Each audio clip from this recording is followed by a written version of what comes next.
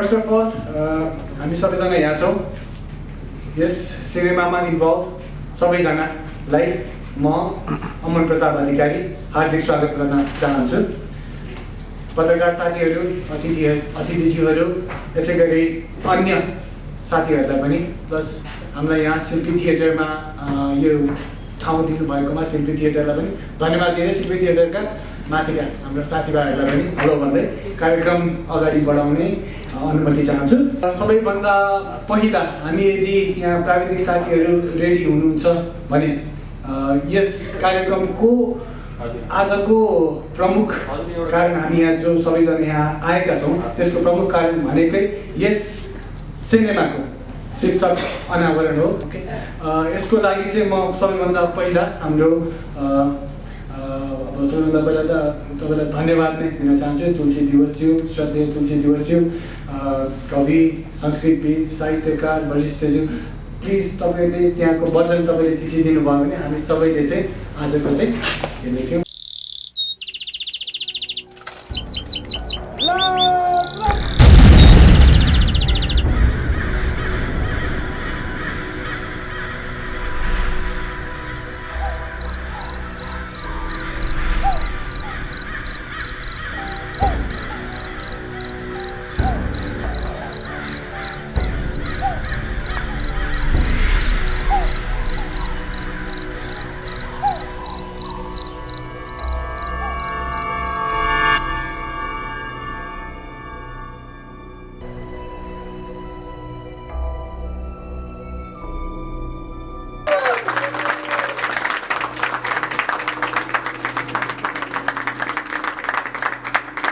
सबैभन्दा पहिला आजको हाम्रो प्रमुख अतिथिज्यू श्रद्धेय तुलसी दिवसज्यूलाई प्लिज आफ्नो स्थान ग्रहण गरिदिनु हुन आग्रह गर्दछु। यसै गरी विशेष हाम्रा अतिथि दाइ युवराज घिमिरेज्यू, युवराज डाइरेक्टर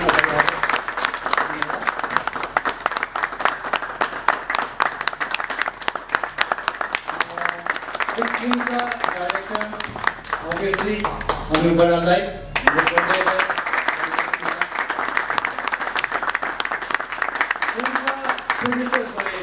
मनोज अधिकारी जी र अभियसली हाम्रो सबिन गेवाली। मनोज जी त अस्ट्रेलियामा हुनुहुन्छ, सबिन जी प्लिज आफ्नो।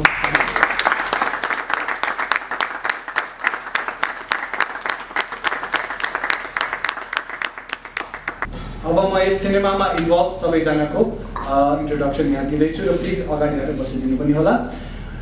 आउट एन्टरटेनमेन्ट प्रेजेन्ट्स दोक एन्ड अनु बराल फिल्म। प्राविधिक तथा कलाकार विवरण। निर्माता मनोज अधिकारी, सबिन गेवाली चाहिँ आइसक्नु छ। निर्देशक अनु बरालज्यू पनि अगाडि हुनुहुन्छ।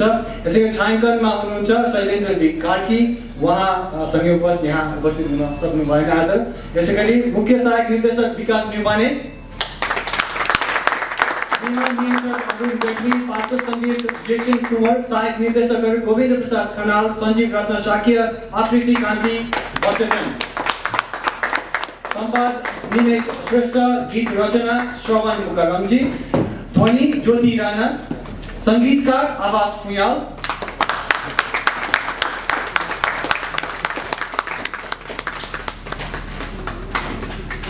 गायकमा यसपालि हामी यस सिनेमामा पाउनेछौँ अमृत गुरुङज्यू जो नेपथ्य ब्यान्डबाट हुनुहुन्छ।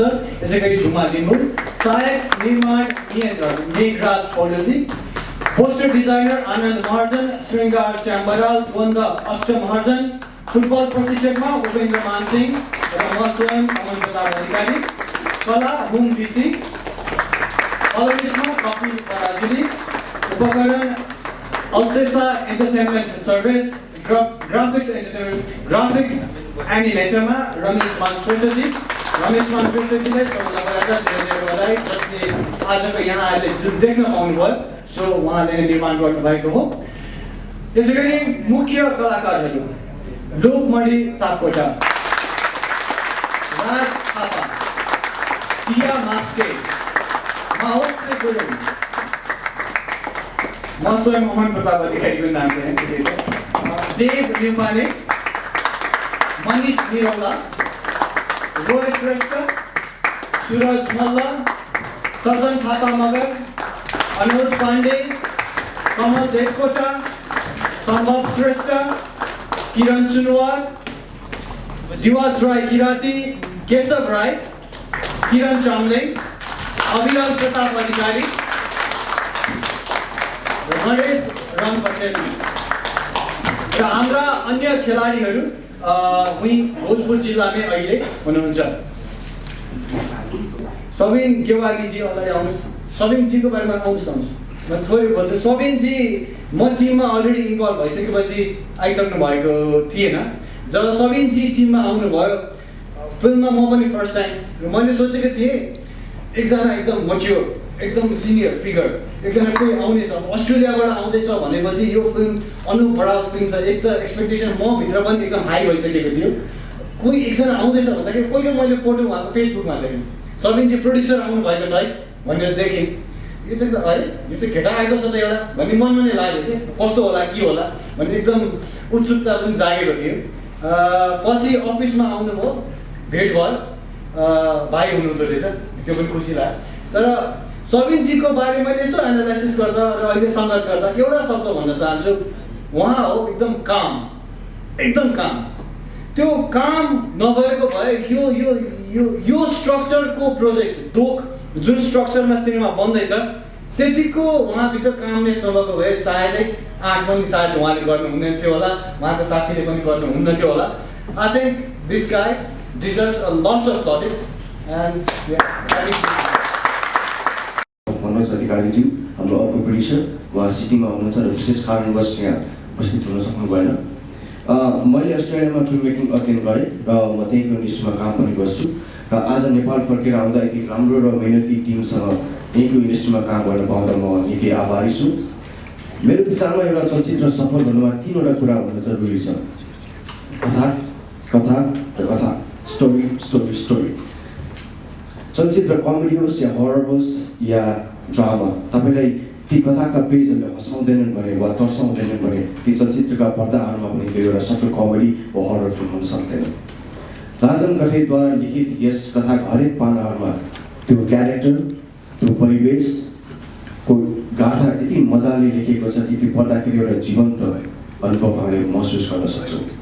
र यो कथा जसको हातमा परेको छ अनुप दाइ, आदरणीय अनुप बराल, उहाँले यो कथाको परिवेश, क्यारेक्टरको इमोसन र सपनालाई बुझेर र भिजुअली आर्टिस्टिक, अथेन्टिक र कमर्सियल रूपमा ब्यालेन्स गर्दै यो कथालाई अगाडि लग्नुहुन्छ भन्ने एउटा कला हाम्रो उहाँमा पायौँ र त्यही भएर उहाँसँग हामीले काम गर्ने निधो गऱ्यौँ।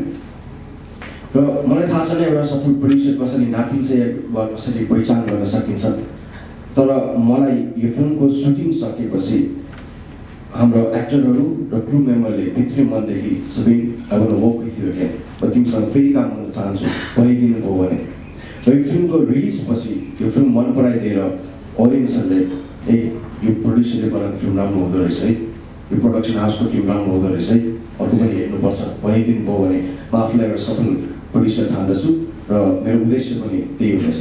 Thank you. आदरणीय मित्र, सङ्गीतकार आगाज्यू लगायत सम्पूर्ण उपस्थित साथीहरू र पत्रकार बन्धुहरू, सबभन्दा पहिले त यस चलचित्रको सफलताको अग्रिम शुभकामना म टिमलाई र म स्वयं आफै दिने यो अवसर मैले पाएँ। यस्तो पनि रमाइलो हुँदो रहेछ, यसको अंशया त म पनि हुने भएँ र म आफू पनि शुभकामना अलिकति लिँदैछु। नेपाली चलचित्रमा के स्मरणीय गीतहरू पनि लेखिँदैछन् त भन्ने प्रश्नहरू, यस्तो प्रश्नहरू जन्मिरहेको सन्दर्भमा मैले पनि यस सिनेमाभित्र केही गीत लेख्ने जो अवसर पाएको छु, यो अवसर दिनुभएकोमा यो दोकका सम्पूर्ण मेम्बर र मेरा मित्र अनुप्रति म चाहिँ कृतज्ञता ज्ञापन गर्छु र मैले क्षमताले भ्याएअनुसारको गीत लेख्नेछु। सिनेमा एउटा एक्सप्रेसनको माध्यम हो।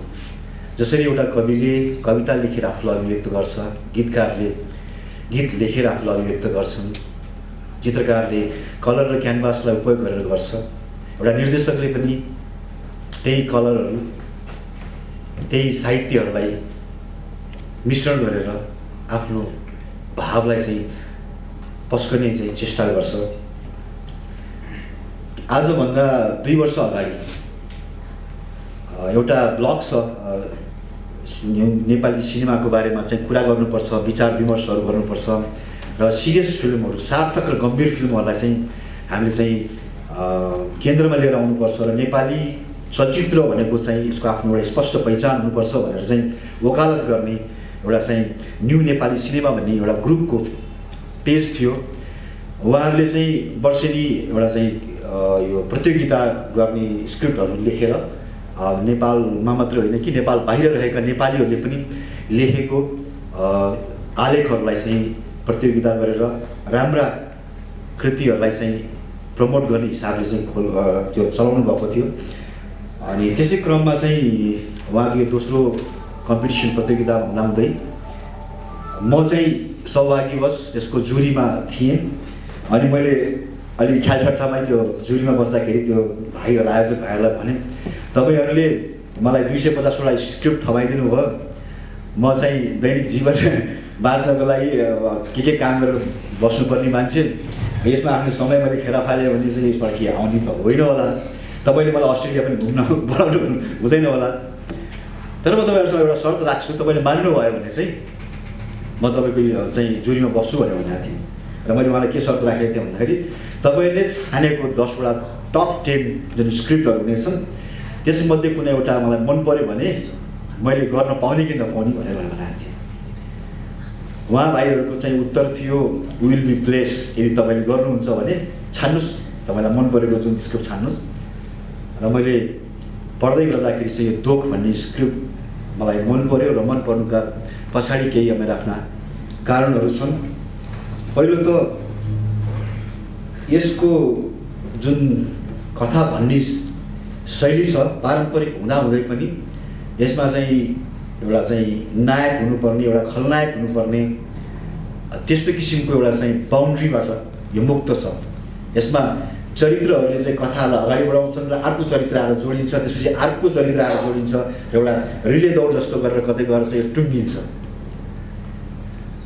यसो हेर्दाखेरि चेखवको नाटकहरू पढिराखेको जस्तो, यसो पढ्दै गयो, भित्र छिर्दै गयो, हेर्दै जाँदाखेरि पढ्दै जाँदाखेरि चाहिँ लाग्छ यी पात्रहरू त यो परिस्थितिका एउटा शिकार या परिस्थिति जन्य कुराहरूले तिनीहरूलाई प्रभावित पारिराखेको, न त्यहाँ कुनै भिलेन छ, न चाहिँ त्यहाँ कुनै चाहिँ अब हिरो छ, न त्यहाँ हिरोइन छ, तर परिस्थितिले गर्दाखेरि एउटा समाजको आँखामा चाहिँ उनीहरू चाहिँ नकारात्मक र सकारात्मक भएर देखिँदैछन्।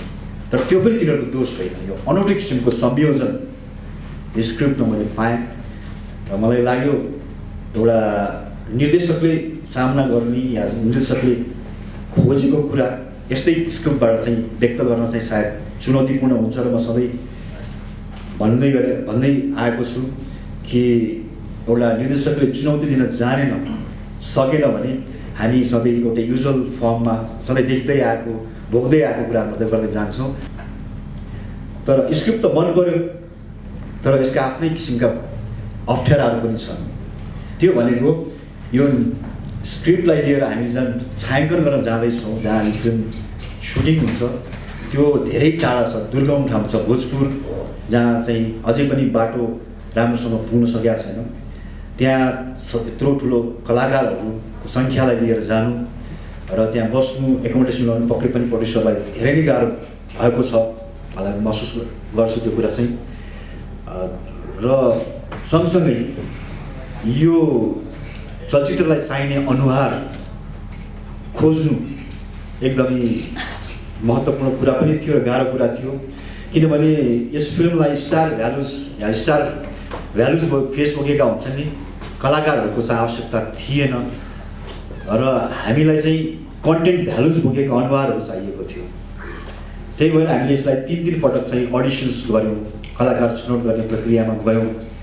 काठमाडौँमा गऱ्यौँ 2 पटक, त्यसपछि गएर धरानमा गऱ्यौँ, धरानपछि भोजपुरमै गएर त्यहाँको स्थानीय मान्छेहरूलाई पनि राख्नुपर्छ, किनभने आखिर हामीले फिल्म बनाउन लागेको भोजपुरकै बारेमा हो भनेपछि त्यहाँको स्थानीयलाई चाहिँ स्थान दिँदाखेरि चाहिँ त्यसको चाहिँ सामर्थ्य हुन्छ नि एक किसिमको भाषाको हिसाबले उनीहरूको बोलीचालीको हिसाबले पनि बढी सघन रूपमा मुखर भएर आउँछ भन्ने लाग्यो। जति देखिराख्नु भएको छ है धेरै जसो होइन सबै तपाईँले चाहिँ एकदमै कम चित्रपटमा देखिने अनुहारहरू चाहिँ तपाईँले भेट्नुहुन्छ र कतिपय पहिलोचोटि गर्दै हुनुहुन्छ र यो हामीले जानेर बुझेर नै कन्टेन्टलाई सपोर्ट हुने किसिमको अनुहारहरू खोजेर चाहिँ यो फिल्म बनाउने जमर्को गरेका छौँ। स्क्रिप्ट जो निर्माण हुन गइरहेको छ एउटा चलचित्रको रूपमा मलाई पनि खुसी लागेको छ। यो चलचित्र राम्रो निर्माण होस्, यसको डिरेक्टर टिम, प्रोड्युसर टिम तथा सबै कलाकार र अन्य सबै क्रूहरूलाई मेरो धेरै धेरै शुभकामना छ। साथै आउन लागेको नव वर्ष 2075 सालको पनि सबैलाई मेरो शुभकामना। तर पनि फिल्मले मागेको चाहिँ हाम्रो सङ्गीत, हाम्रो टाइपको सङ्गीत मागेको हुनाले मलाई त्यसमा च्यालेन्जिङ लागेको छ र म त्यसमा काम गर्दैछु। मलाई जहाँसम्म लाग्छ फिल्मसँग सङ्गीतले पनि सहकार्य गरेर गयो भने फिल्मको कथा भन्ने जुन शक्ति हो त्यो शक्तिमा थप ऊर्जा चाहिँ सङ्गीतले दिन्छ जस्तो मलाई लाग्छ। प्रयत्न गर्ने हो अहिले धेरै कुरो गरेर त के गर्ने। अब यसमा मैले सङ्गीत गरिरहेकोमा चाहिँ धेरैवटा गीत त छैन, त्यसमा नेपथ्यले गाउने नेपथ्यको अमृत चाहिँ मसँगै काम गर्छन् र नेपथ्य को पनि अमृत साथी हो, अमृतले गाउँछु भनिरहेको छ। ऊ किन लोक फोक रक स्टाइलमा उसले गर्छ। मैले पनि अलिक च्यालेन्जिङ सम्झेर यसलाई अलिकति नयाँ ढङ्गले गरौँ, सङ्गीत प्रयोग गरेर हेरौँ। कहिलेकाहीँ प्रयोग गर्दा ठ्याक्कै ठाउँमा पर्छ र कथा राम्रोसँग बुझिन्छ पनि। त्यो प्रयोग गर्ने आर्ट चाहिँ अनुपले पनि बेला बेला गर्ने गरेको छ र मैले पनि गर्ने आर्ट गरेको छु।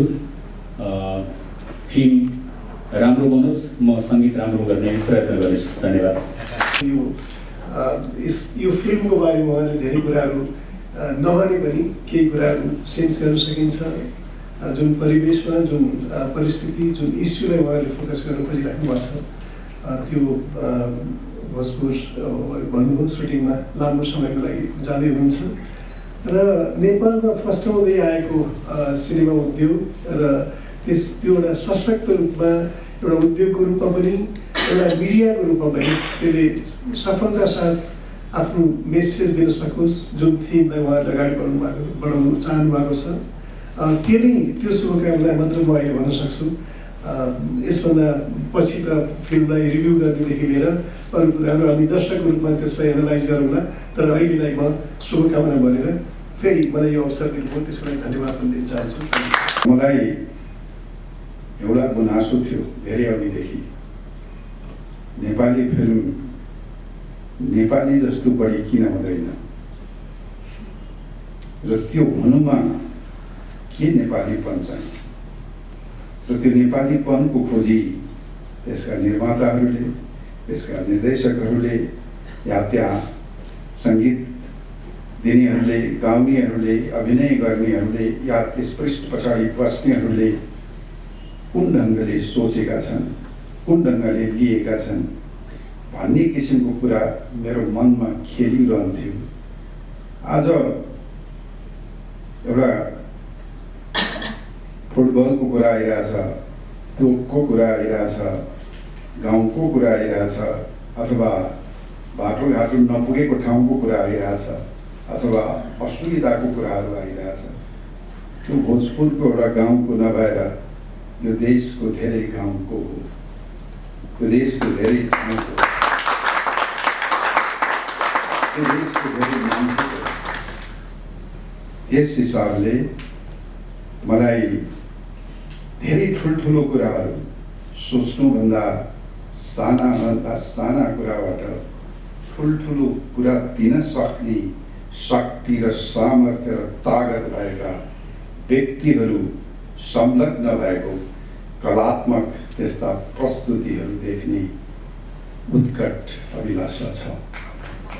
त्यो पूर्ण होला भन्ने आशा मैले गरेको छु र मैले एउटा रमाइलो के लाग्यो भने कहीँ न कहीँ आफ्नो उद्देश्य र लक्ष्यमा कथानकदेखि लिएर या हाम्रो प्रोड्युसर भाइले पनि एउटा सुन्दर ढङ्गले आफ्नो कुरा गर्नुभयो, कथानकको खोजीको अनि एउटा कन्डिसन आफू जुरीको मेम्बर हुँदाको अनि त्यो देखा पर्नुको वास्तवमा जिन्दगी जहिले पनि संजोगै जो भई र जिन्दगी मैले पटक पटक भन्ने गरेको छु, सोचेको भन्दा नसोचेकै ज्यादा हो,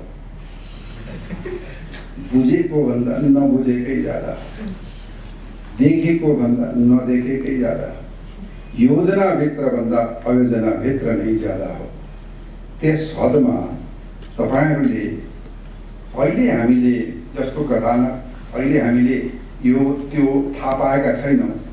कहिले केही राम्रो वस्तुमै हेरेर या ती पुगेर भन्दा टाढैबाट पनि देख्न सकिने स्थितिहरू हुन्छ। त्यस कारण त्यही नदेखेर टाढैबाट अलिकति एउटा छायाहरू देखिँदाखेरि पनि त्यसको एउटा चित्र आफूभित्र बन्छ। त्यो हिसाबले तपाईँहरूले जसरी प्रस्तुत गर्नुभएको छ त्यहाँबाट म विश्वस्त छु यो देशको दुःख घटाउन अब बन्दुक बम र बारुदको आवश्यकता छैन। अब अक्षर, अब कलाको, अब चेतनाको अथवा सुन्दर अभिव्यक्तिको, त्यही सुन्दर अभिव्यक्तिको प्रतीक भएर बिम्ब भएर खेलभित्र फुटबलभित्र देखा परे जस्तै या तपाईँहरू चाहिँ अब यो प्रड्युसर वा डाइरेक्टर चाहिँ धामी भएर देशको दुःख हटाउन र यो परिवार र व्यक्तिभित्र भएको दुःख हटाउनमा सफल हुनुहोस् भन्ने शुभकामना छ।